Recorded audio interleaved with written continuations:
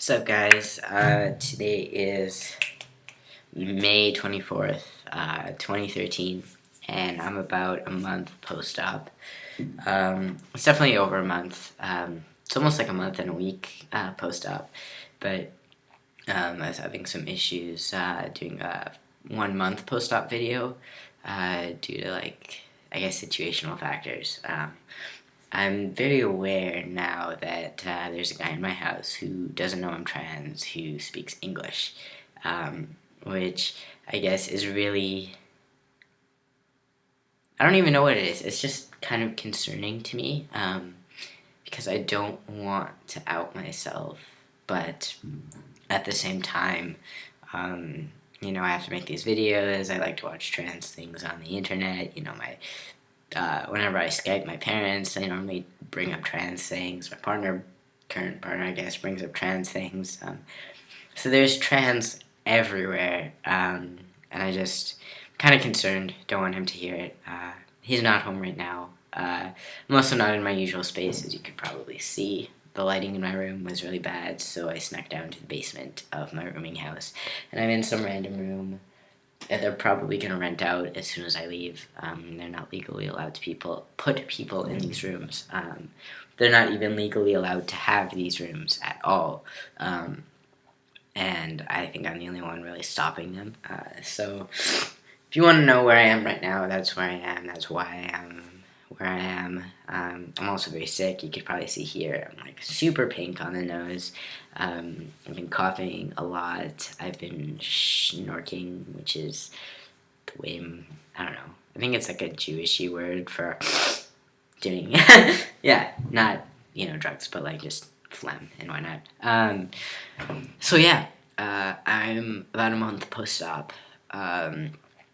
Things are pretty good, I think. I'm still keeping my nipples covered. I don't really know if they need to be covered or not. I just prefer to keep them covered because they scare me. I feel like my nipples and we used to have so much in between us, and now that that's all gone, I don't really know who they are anymore. So that was kind of a joke.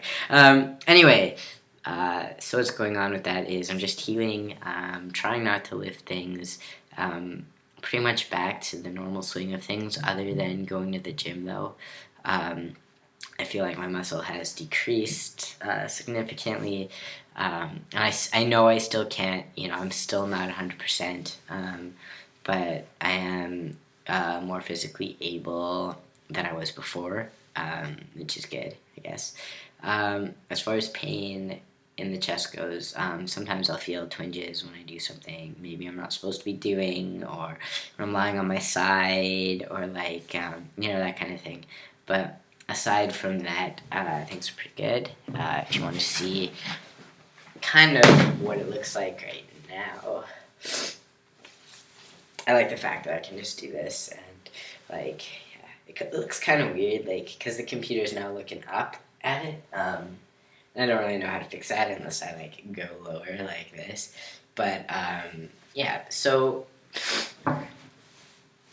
I'm weirdly lunging. Alright, so as you can probably see, this incision is a lot smaller than this one. You can't really see it as well on camera, but I realize definitely in the mirror I can see a difference in incision size. This one's much, much thicker than this one. Nipple wise, what I've been doing is I ran out of those big band-aids, and I guess I've been using the big band-aids just because they're a lot easier than messing with gauze and tape and all that stuff. But what the big band-aids did was whenever I'd have to take them off, it would hurt like hell. You can't see it on camera, obviously, but I have hair on my chest, and whenever I go to rip them off, it's just it would be so painful. So no longer doing that. Yeah. So yeah, this is what I'm working with. As far as other things, the incisions are also uneven. It looks kind of like I was in a knife fight, and the person just went with 2 hands, and that's why one's on top of the other. But What can you do? Kind of like I'm uneven, sort of. I can make up a story. I can say I was in a knife fight, which is pretty cool. Makes me look like a badass. But yeah. Aside from that, I guess I just want to talk mostly about that mental illness class that I mentioned I was in before. I'm kind of going to go on a little rant of the professor. I don't think I'm going to say her name on here. It starts with a K if you go to University of Manitoba. And you... Um, yeah, there's actually two sociology professors whose names start with K. Now that I think about it. MAK, how about that? Alright, enough subtle hinting about who this professor is. But I really like this professor, I guess. They're very passionate about their stuff. They, I don't know, introduce me to new ways of looking at things. But I think one of the shortcomings I'm now starting to notice in class is that when it comes to GLBT topics, I feel like they don't really know what they're talking about, and they profess as if they do. For instance, talking about, transgender people and gender deviant people, I think it's completely inappropriate to say that, homophobia is, the main issue that we have, when homophobia has absolutely nothing to do with it. I guess this is just my opinion, warning out there, but I think more transphobia and sexism and, that kind of thing have more to do with it than homophobia does, because homophobia is completely irrelevant. Sure, trans people may face additional homophobia if their perceived gender is the same as their partner's. And I say perceived gender because not all people pass. Sometimes even if people pass, I don't know, it gets confusing when you start throwing gay and straight into the mix. But I think gender identity and sexual orientation are completely separate things. I would even argue to say they almost have nothing to do with each other than they occupy the same person. Gender identity is more internal. It doesn't matter who I'm dating. It doesn't matter if I'm not dating anyone. And, that doesn't matter. I still identify as male regardless of my partner. But sexual orientation is, who you're attracted to. So, that can change, but that's not I guess it is internal because it's who you're attracted to, but gender identity is more only internal, I want to say. If I were to start dating a man, I'm not going to switch my gender identity. Maybe my sexual orientation would open up a little bit, but my gender identity is still going to be, the same as it would be if I was dating, a woman or, someone non-gender conforming or so I don't know. I just have issues when I'm sitting in classes and I hear teachers talking about trans issues and they're trying to do so good for the system, and then they do something like that and they just say things that, as a trans person sitting in that class, you're like, what the hell? That's no. I did send her sorry, as I said, very sick. I did send her an email, and I tried to highlight the differences. This teacher, the way they talk, also kind of makes them sound like transgender and two-spirited are one of the same, when in fact they are not one of the same. They're also completely different. So, I sent her an email, not trying to, I'm not trying to insult you, I'm not trying to do anything, but, you're grossly, what's it called?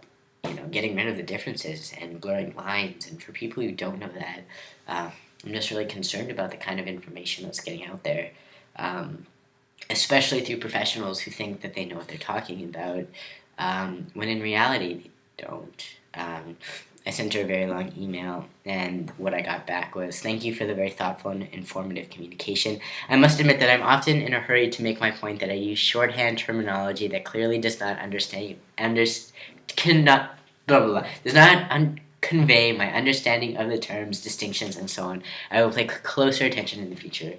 And to me, that email is just like, I know what I'm talking about, shut the fuck up. No, it's not shorthand. If you're saying homophobia and you're talking about trans people, it's not shorthand. They're not related at all. At all. Um, so, I don't know. I'm just having trouble with this mental illness class now that I am looking more in depth about what she's saying and stuff.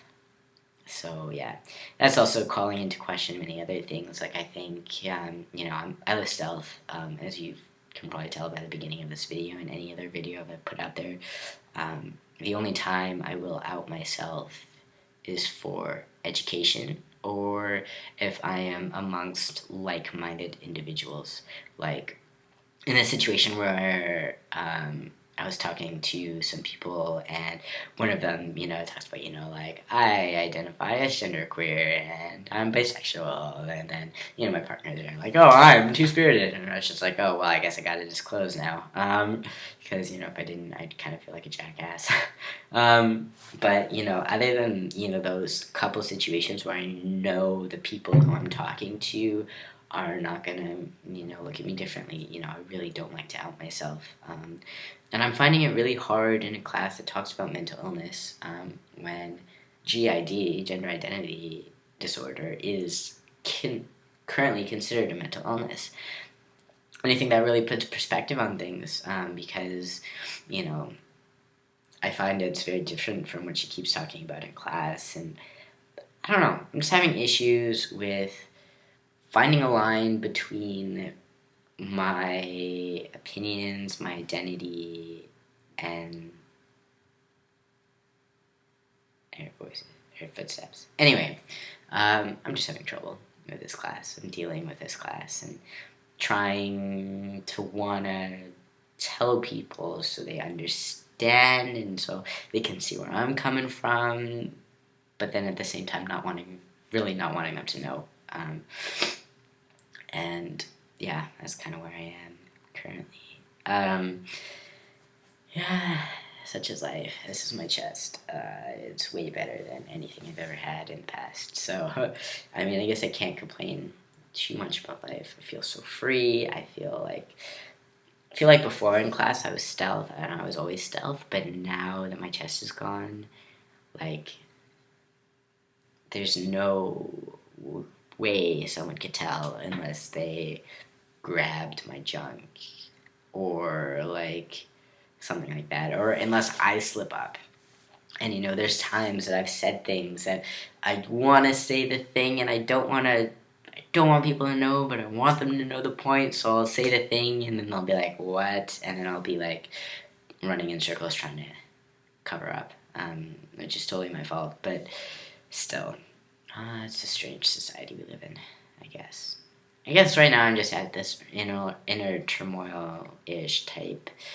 Don't really know what I'm supposed to do, and I feel like now that I've had surgery, I can go stealth, like completely stealth. I don't have to bind. I don't have to layer up sweatshirts and be like this. There was one time I stopped binding when I went to school, and there's one time I went and I forgot a sweatshirt, so it's just my t-shirt.